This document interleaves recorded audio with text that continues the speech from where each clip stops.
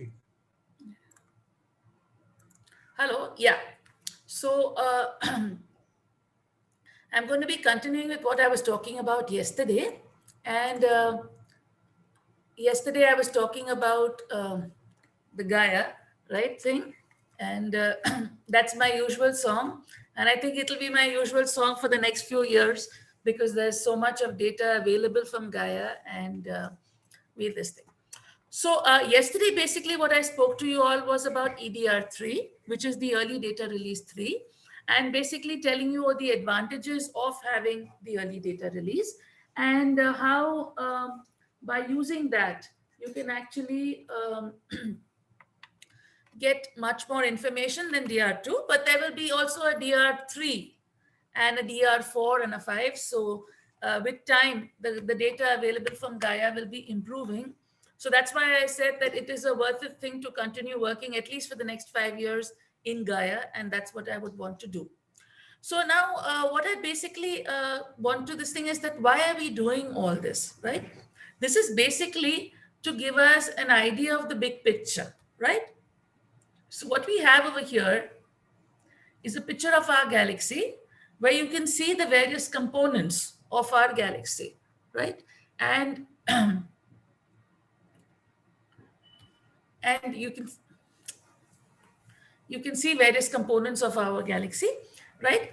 And the interesting thing is now in astronomy, people actually talk about what is called archaeology, right? Archaeology was something which was not considered for the sciences, but essentially what we are now trying to do with Gaia data is what is called galactic archaeology or stellar archaeology.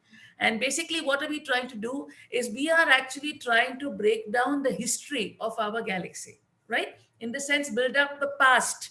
We can't call it history because history is a bit too recent, but let's talk about the past of our galaxy. Because now, when we study different stellar populations of the galaxy, that is, stars which make up different parts of the galaxy, like you saw in the picture, basically the galaxy is made up of the disk, right? There is the bulge and the halo. These are the three basic components of the galaxy. And already with Gaia data, it has been really revealed that this structure of the galaxy is far more complex. It's not just these three components. So, for example, what we see is that the galactic disk has at least, maybe more, but it has at least two populations. By populations, you mean to say a series of stars or kind of stars. So these populations are, there is the disk, a thinner part or the central part of the disk, the thin disk, which you can see over here, is the thinner part is what is actually the younger component of the galaxy. And then the thin disk is embedded in what is called the thick disk. So the thick disk are objects which are much older, right? So if we actually see it in terms of velocities, the ones which are closer to the plane of the galaxy with a small z component, this is essentially the younger component of the disk, while the older component is what actually are at larger distances from the disk. That is, their z coordinates are larger, right? And how we've come to these conclusions, I'll just come to it in a short while. So what you basically see is that the disk itself has two components. So the way the galaxy built up was you have the younger component forming along the disk and you have the older components in the thick disk, right?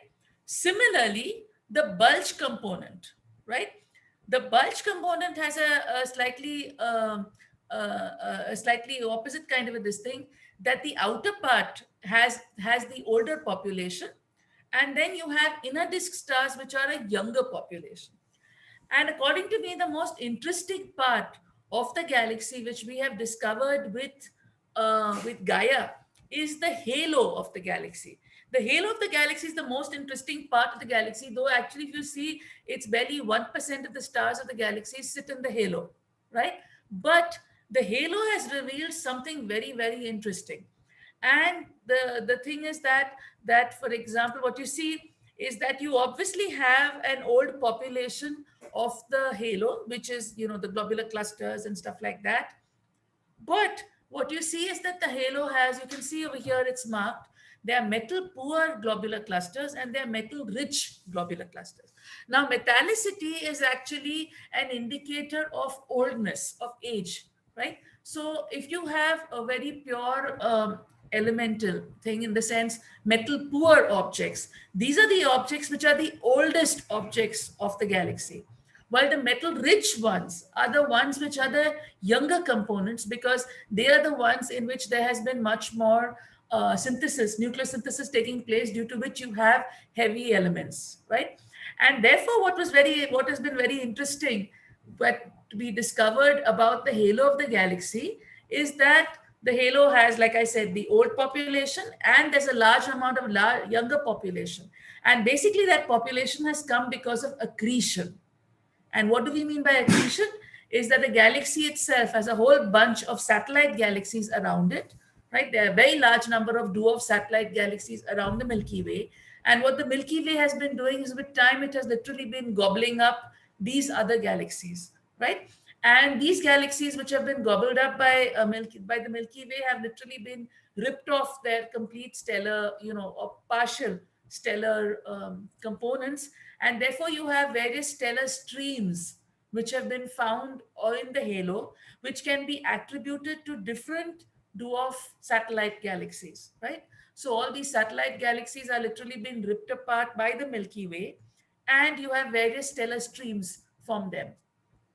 Now, with Gaia, since you have velocity information, you actually can trace out which streams belong. For example, there's a dwarf galaxy called the Sagittarius galaxy. So you can actually identify which are the streams which belong to Sagittarius galaxy, or the different dwarf galaxies which are actually there in the halo. This is very interesting, and it's very interesting to see how the halo has built up. So the galaxy has actually built up its major stellar, population through these accretion processes, right? And this is also a major change in our understanding of galaxy formation, because now what you're seeing is galaxies are being formed up from small to big. So you have a small galaxy which starts building up by accreting other smaller galaxies, and hence it builds up its mass, right? And that is exactly what the Milky Way has done, seems to have done through our data. Another interesting thing you can see in this picture, this is a really nice picture, is that you can see that the disk of the galaxy is actually warped, right? There is a warp in the disk. And the warp in the disk was also found using Gaia data. Because basically what you add is, you have the positions, you have the velocities, and then when you trace it out to galactic coordinates, right? We are observing in RA Dex or whatever, and we convert it to galactic coordinates, and what's discovered is you have this very clear warp of the disk, right? Which is also very interesting as to why and how the warp of the disk has come up, right? I think it's not there in my slides, but I'll also talk about that the Milky Way has a bar too. And again, the bar has been a lot, it was earlier also found, but now we have much more information about the bar, again, with Gaia data, right? And so what we are basically trying to do, the big picture, is we want to try to build up a picture of the formation of our galaxy, how exactly different components of the galaxy came into being, and why are they where they are, right? So that's a very interesting detective story which we need to build up, of exactly how the galaxy formed and in which way, right? So this is okay. This is self-propaganda. That there's an article which I wrote in Resonance on Gaia, which is about 2 years old, which has some description on it. You can read it. There'll be a one which I'll soon be doing on the halo, so you can read that too. Okay. Now, how do we have all this additional data about Gaia? We said we had positions and velocities, right? Those are our coordinates. But now, additionally to that, we have now even our parameter space has been further enriched by giving us more data about these stars. And what has been that data? That's basically been spectroscopic data, right? Now, like I mentioned probably earlier to you, that Gaia has a spectrometer. There's an RVS, radial velocity spectrograph, which is basically measuring the Doppler shifts for stars, right, to actually get their radial velocities. getting the proper motions and getting the transverse velocity is the job of Gaia. That's doing fine. But the problem with radial velocities is that these stars, as they become faint, the number of photons you can collect reduce, right? And therefore, getting radial velocities with Gaia is difficult. And therefore, what has been done is a lot of ground-based telescopes are actually supplementing Gaia data. So actually what you see over here is, I've mentioned various spectroscopic surveys which have been done to actually supplement the Gaia data. So I'll be talking about that today. That is the RAVE, APOGEE, GALA, the Gaia ESO survey. So these are essentially ground-based surveys with big telescopes with spectrographs, which are actually giving you spectroscopy. Because with Gaia, you finally, in the last data release, they expect to come up to 16th magnitude in G. But at present, we are barely up to 12th, 13th, 14th magnitude in G band. So we do not have radial velocity for stars which are fainter than that, right? So it is being supplemented by these spectroscopic surveys from ground-based telescopes.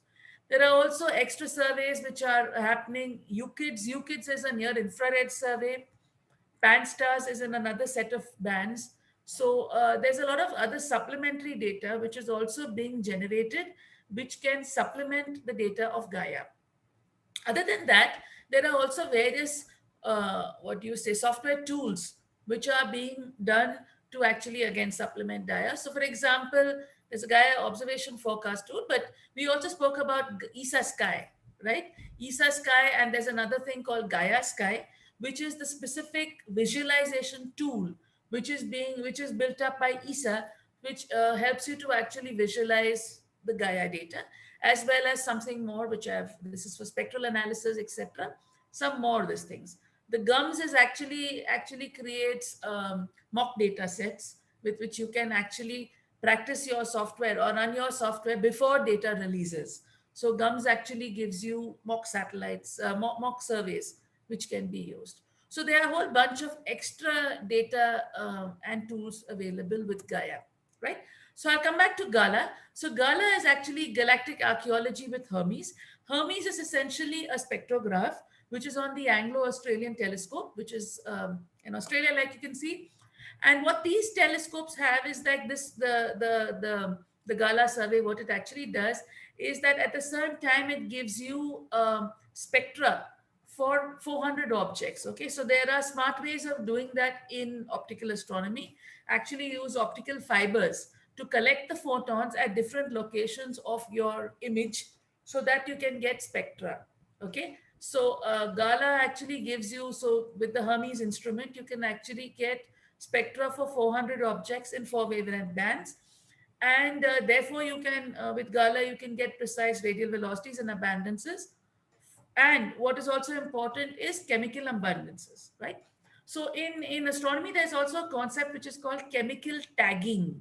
Okay, by chemical tagging, what you do is that for a given object or a star or whatever, you specify or you find out what is the abundance or the amount of a certain chemical element in that thing, right? Now, the abundance of that, number one, gives you an indicator of the age of the object. For example, like I said, the metallicity is a function of age, right? Also, similarly, it also gives you a better handle on the physical conditions in the object because you know how much of, for example, calcium, potassium, magnesium, etc. So what Gala does is it gives you actually abundances for 15 different chemical elements for approximately 1 million stars. So this Hermes instrument, like I told you, this was earlier used for what was called the 2-degree field survey with the Anglo-Australian telescope. Obviously, since it's a ground-based telescope, so you have a certain restriction in the observing area. So for example, this is in the south, right? So this is only going to observe objects which have depth lesser than 10 degrees. You don't go beyond that. And within 10, and with galactic latitude, you can only go up to 30. And that's basically because you are basically looking for regions where you have approximately at least 400 stars at a time. Now, if you go to very large, you look at these areas which have large galactic latitudes, you don't have so many stars sitting over there, right?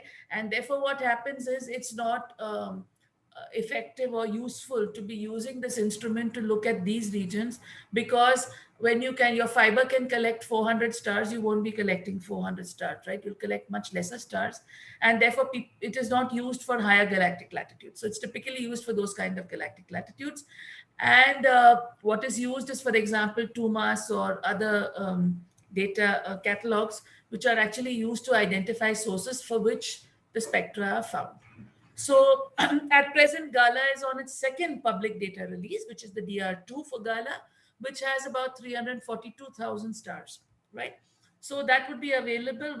So with this now, you have to be careful about which are the regions for which it is available, right? So you need to see whether your object, which you are using Gaia data supplemented with Gala, for example, you need to know whether that comes on the observing region of Gala or no, right? The other thing is, what is used is SDSS, the Clone Digital Sky Survey. It also has a spectrometer on it, which is called the APOGEE survey, the Apache Point Observatory. That's where SDSS is. And so SDSS will give you a good amount of objects even here in northern hemisphere, right? There is southern, and there's a southern and a northern component to this. And what you can see is that, again, this one has about 163,000 targets. You'll be getting these PDF files, so you can see these numbers later on. But typically what you can see is that you have 15,000 objects in the bulge fields, so many in the halo fields, 28,000 in the disk, etc. So 8,000 stars are in star cluster fields. So you can actually, you will have to select the objects which you are studying depending upon whether they are getting covered by the APOGEE survey, right? So APOGEE survey is at present on DR12. The data release 12 is what is on. Now, for example, what do people do with such things? So for example, here I have an example of a paper which was published in 2019, which is studying open clusters with APOGEE as well as Gala surveys. So what they did is this, like some of you all have already done projects with star clusters. You know that when you're using Gaia data, you are basically using parallax as well as proper motion to identify membership, right? Now we have an additional factor with us, which is what I was called chemical tagging. So if stars were born from the same molecular cloud, they should have the same chemical composition, right? And if they have the same chemical composition, then in that case, that would also be a supplementary way of identifying membership, right? And therefore, what these guys did in this paper with covers APOGEE and Gala is that they actually, for 131 clusters with APOGEE and 14 with Gala survey, they actually found out their membership, etc. So it is high quality astrometric membership. And they also found out their ion abundances and various other chemical elements. So all these are indicators of further factors about these clusters, right? And these individual stars. And so this is an example of what was done with that. Another example is, for example, we have a paper over here, which was done using APOGEE survey. So, but this is using Gaia DR1, okay, the Gaia Tycho astrometric solution. So what you actually do is they actually, using the chemical abundances, right? They actually studied the stars of the galactic disk, right? And what they actually found is that when you're actually doing these abundance trends, right? Like I mentioned to you, there is the thick disk and the thin disk. So they actually use this to study the abundance trends and metallicity of the thick and the thin disk. And they confirmed that the thick disk stars are metal weak. By metal weak, you mean to say that they are older stars, right? So the thick disk basically has older stars, and that's why they are metal weak. And they also used a kinematical method to select thin and thick disk stars. They calculated various parameters about these thin and thick disk stars and got what is called the scale length. Do not go much into the technical details about this thing. This is the actual abstract for the paper. I just want to get you a little familiarized with the kind of terminology that is used in the abstracts of papers so that you can comfortably look at a paper, right? So basically, what they basically see is that there is a disparity at about 1 kpc. That's the thickness of the thin disk, right? And the other important thing is that they actually created a formation scenario for the thick disk, where they say that gas-rich mergers and radial migration are also possible reasonable formation scenarios for this thick disk. So radial migration means when stars move along the radius of the galactic disk from inwards, outwards, outwards, inwards. And so you can have this kind of a flow of these stars also taking place. And tracing it becomes far more easily when you're doing what is called chemical tagging, right? So chemical tagging will give you the age factor, which we did not have from the other part of the Gaia data, right? So now you are actually having the age factor. So remember that it's again what we were talking about, the archaeology part, right? The archaeology part of the buildup of the galactic disk. How did the galactic disk build up in terms of archaeology? Because now we have the age factor, which is coming from metallicity, right? Now, the other big survey which is also there, which is called the Gaia ESO survey, right? So this is the European Southern Observatory. There are a whole set of observatories over there. And therefore, you can see again in this, there's a bias towards the Southern Hemisphere. You have a much more Southern Hemisphere objects being well observed. So what they again use, it is an optical fiber with a what you say, it is the flares survey, flares instrument, which is actually used to get the so there is the Gaia ESO survey, and the Gaia ESO survey is also doing it for about 10 power 5 stars. It covers various stars from halo to star forming regions. So back again, if you are actually looking at projects which we can do, we actually need to accordingly choose our objects and our regions depending upon which spectroscopic data is available for the objects.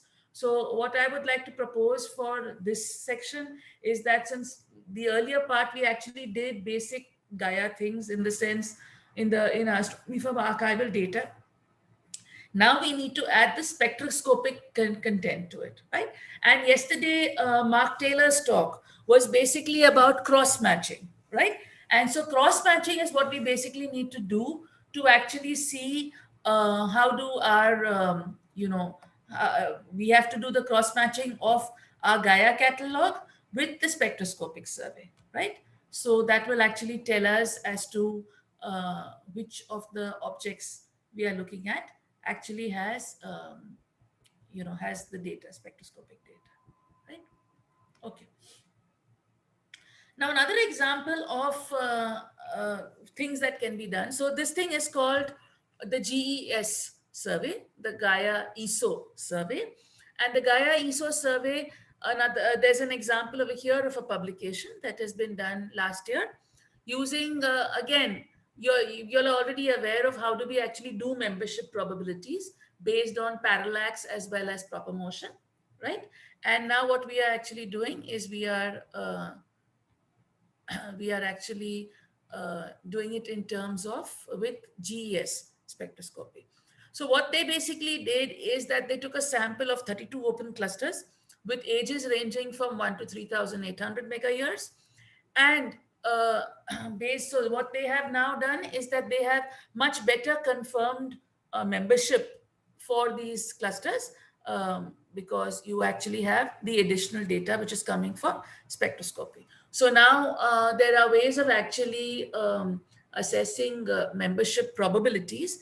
And what they are basically doing is getting stars with membership probabilities greater than 0.9. So for example, now for these clusters, you are very confident, much more confident about the membership of these stars, right? This is also very important. For example, one could actually use this for what is called IMF studies, that is initial mass function studies. So for example, if you want to know what is the mass distribution of stars in clusters where you have confirmed membership. So for example, these are probability greater than 0.9. Now for no star can you actually give membership probability equal to 1, right? Because that is, it is not so deterministic. So if you are already going to membership probability greater than 0.9, that's already very good. And that is a very effective way of, being sure about membership. And people can do various things with that kind of data, right? Now we'll come to the other one of the other spectroscopic surveys, which is called the RAVE survey.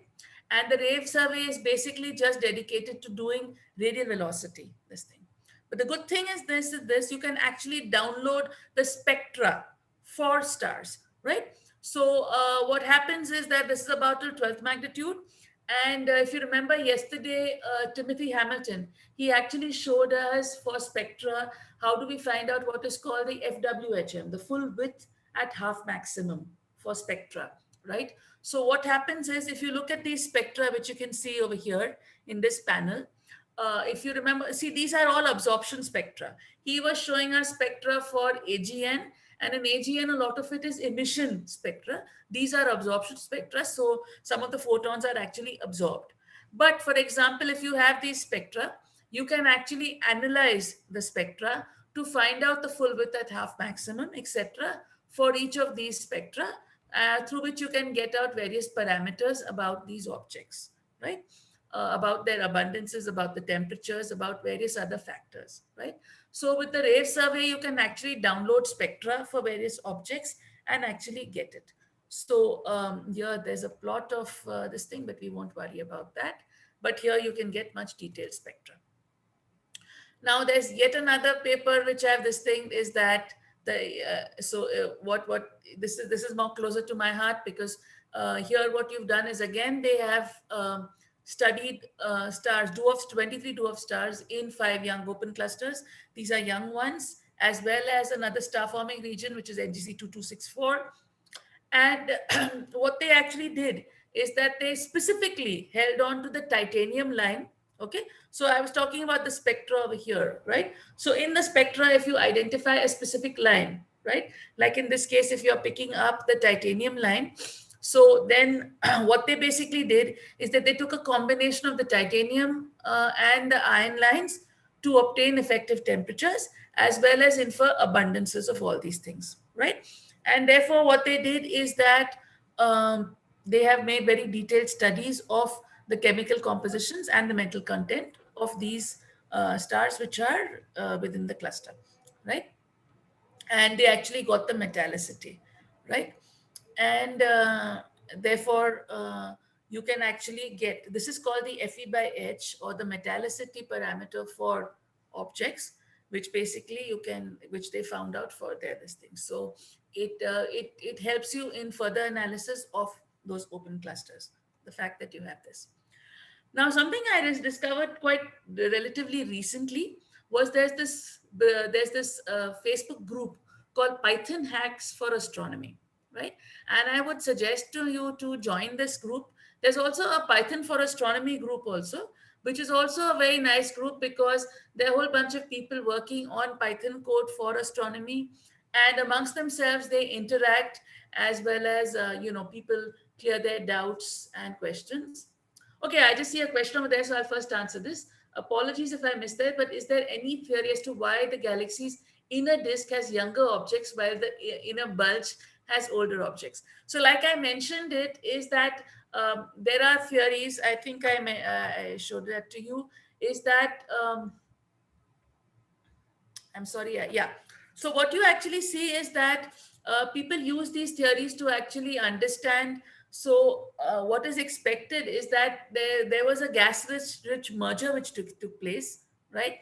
And due to that, the stars, the older stars at a certain period, they got velocities or momentum, right? Due to which they then had a Z movement. They moved along the Z direction, right? On higher planes. And therefore, what happened is that the older stars kind of got disturbed from their original positions, right? They were at an original position, and then they kind of got disturbed from that original position and moved up to higher Zs. And the younger stars, they started, that most of the molecular gas, etc., is lying on the disk, right? And therefore, the younger stars still continue being on the thin disk, because they formed after the disturbance took place, right? So these are ways of actually dating when and how could this gas-rich merger have taken place, which displaced the stars and sent them off to higher Z values, right? That is away from the disk to form the thick disk. So it basically gives you a chronology of the formation of it, right? So assuming that something happened due to which these stars, that is the mergers which happened, it actually disturbed these stars to actually, by a thick disk, you mean to say they had a larger Z component. They got disturbed. While the younger stars were formed after the disturbance, hence they did not get disturbed and they are along the disk, right? So, so that's the theory, that a disturbance caused these guys to move to higher Z values to contribute to the thick disk, right? So Chetan, I hope that answers your question. Yeah. Okay. Yes, thank you. But you see that these are very interesting things, because now we thought we are going to get so much just with Gaia, but now when you're doing spectroscopy, you, with the chemical tagging, right, you are getting the age factor. So now you can see which are the older stars. So the older stars are which are at larger Zs, younger ones are at lower Zs. And like the interesting part is the halo. The halo has a mix. It has a mix of old and young, because both of them have formed by different processes. So the younger ones formed because of these merger events, etc., right? And the older ones are from what is called secular evolution. That means the galaxy by itself was forming and hence they formed over there. But the younger ones happened because of disturbances which took place later on.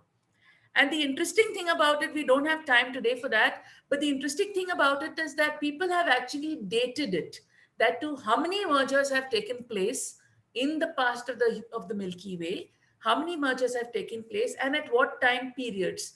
And you can actually also estimate the masses of those dwarf satellite galaxies which could have caused these stellar streams, etc. Right? So that has been very well understood. And okay, and I'm actually preparing a resonance paper, an educational one, on describing this thing, where you can actually see the buildup of the halo. So that's a very interesting topic, and it's really very, it's something really very new and nice, which is there with this. So this is the Gaia ESO. Yeah, okay. So now we're talking about projects. So we'll talk about our projects thing. And I discovered this very interesting group, Facebook group on Facebook, and I even got in touch with Joseph Kaprinsky, and he actually has a GitHub page. I hope some of you all are familiar with what is GitHub, but GitHub is where you can actually share your code, which you freely are willing to share with other people. And Joseph Kaprinsky actually has his GitHub page, which I'll show it to you very soon. And there are actually exercises or code he has written for specifically for Gaia EDR3, right? So I'll show you the page once we finish this PPT.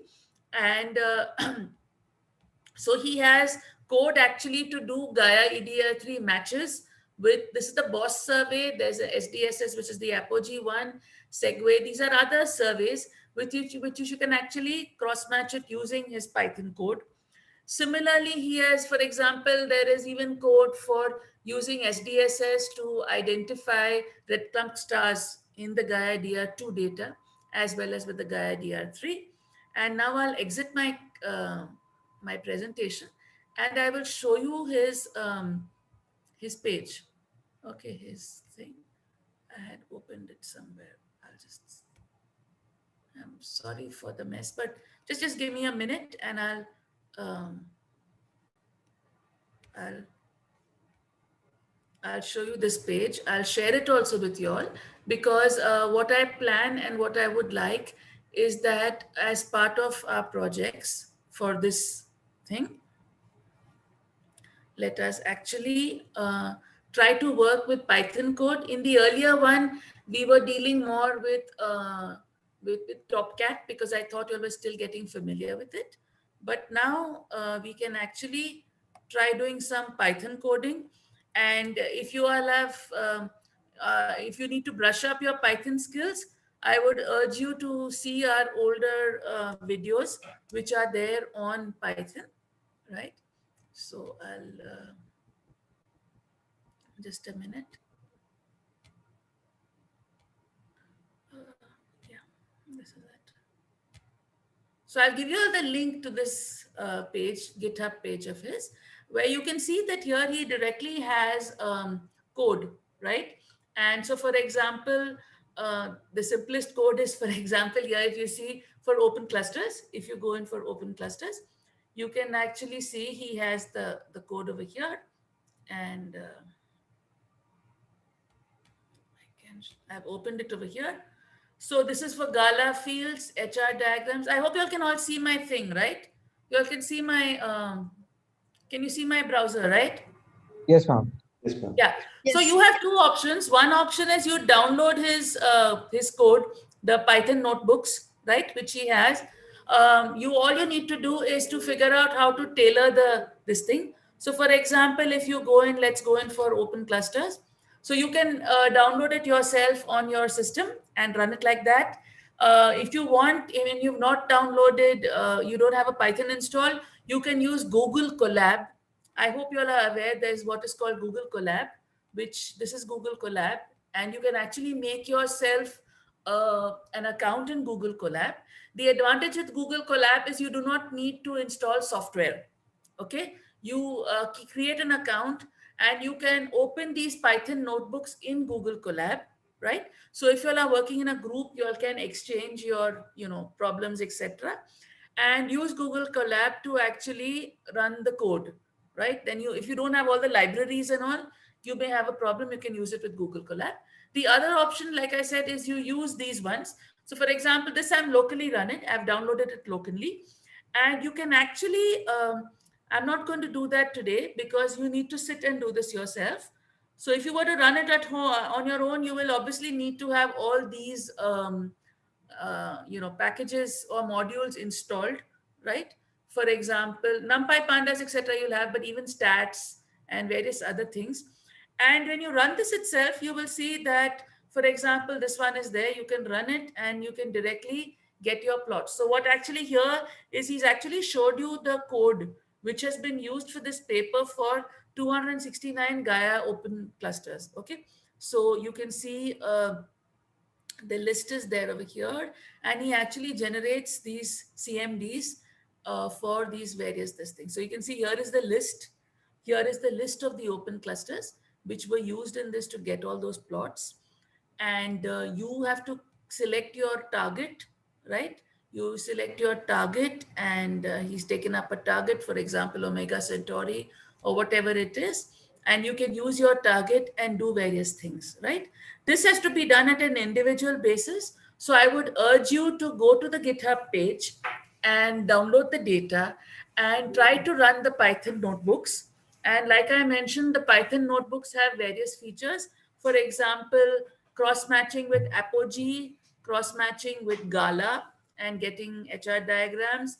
Then there is for open clusters, there is for globulars also, there's one, SDSS, etc., and various things like that, right? So what we will do is that I will stop over here, and I will give you all time to actually go through these Python notebooks and try to run them. And like we did in the earlier case, obviously the next the next workshop is in July, but we can always have individual separate sessions, right? Like we did in the previous case, or working on a particular area, right? So then we can actually run these notebooks individually, and you can sit with your things and let's see and run these things, right? So I will be listing out the projects in a project page, which I will make today.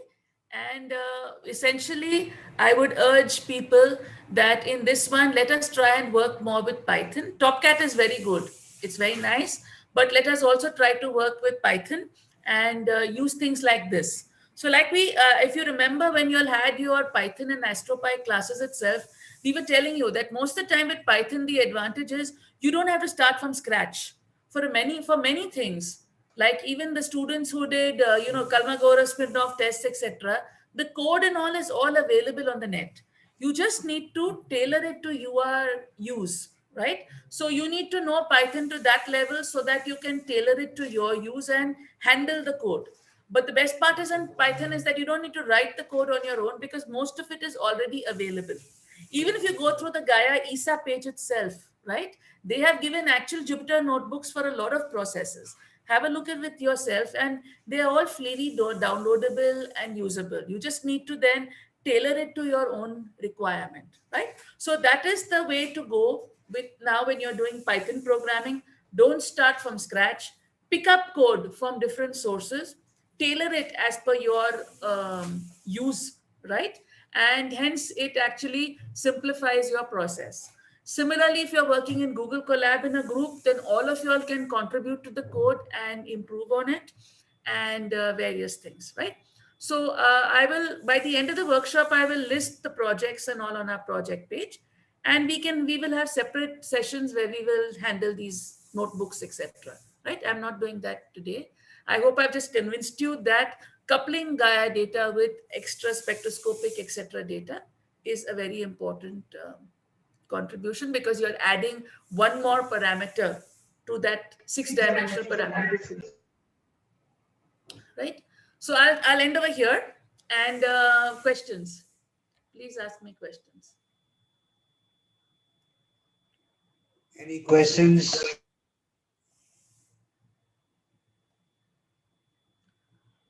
Come on, Mrinalini, don't you want to ask something? Mrinalini has been our old No, ma'am. student, so we know her, and but the others are also welcome to us. No, ma'am. Okay. So on public demand, we have added even cosmology this time to the workshop, and I urge you all to have your tea or coffee, whatever you'd like just now, and please do attend the cosmology lectures because the speaker is Professor Patrick Das Gupta, who's excellent. He's an excellent teacher. He's been teaching for right now past 20, 30 years. And people from Delhi, I'm sure, know him. Gitanjali probably knows him well, and he's an excellent teacher. And so I would urge you all that definitely log in for the 12 o'clock lecture today now, which is today and tomorrow 12 o'clock. Patrick's will do cosmology, right? And then obviously please attend all the other lectures too. So see you at for the 12 o'clock thing. Thanks. Ma'am, I Avik here. Yeah. So in this thing, we have to do new projects, or can we continue with the You older can one? continue. See, we believe in democracy. You can continue with the old ones, you can take up the new ones. Yeah. We'll just list possible projects. Yeah. It's up to you to do the old or the new or do a mix of it or whatever. Because the aspects you've shown today can actually enhance the yeah, problem yeah, of membership which I was working on. that's So right. That's right. Yeah. help me. So that is for you to think of how can you extend the older thing. And I think a lot of the groups will continue with the old projects too. So As we realize, those who are attending are the ones who were with us earlier. And yes, we have to continue with what was being done, but here there is a further exposure to you on newer other topics, which can be also combined with your other projects. You yes. are adding X-rays to it, and you are adding other aspects to it, and you can continue the old one, and you should actually continue. There are very few new people who have joined. Most others, the regular ones, are the same Or ones. the others may be people who may watch it. Yeah, others may watch it on Later on. YouTube because of time difference and other things. Probably it's not suited for Yeah. them. We have a good spread, global spread. I should make that map thing and see it. So how can I But yeah, so Avik, so there's no such rule. We are not making any rules. It's up to you. Right? Thank you, ma'am. Thank you, sir. Yeah.